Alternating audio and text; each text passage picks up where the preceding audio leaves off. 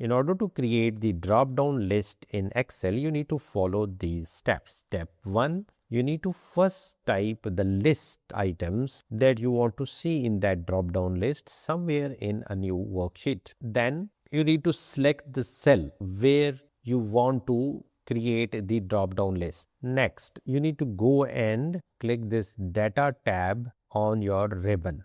Within the data tab, you need to look for this data validation command button and click on that. It will open up this data validation window. In the data validation window, you need to go to the allow, and from the drop down list, you need to select the list.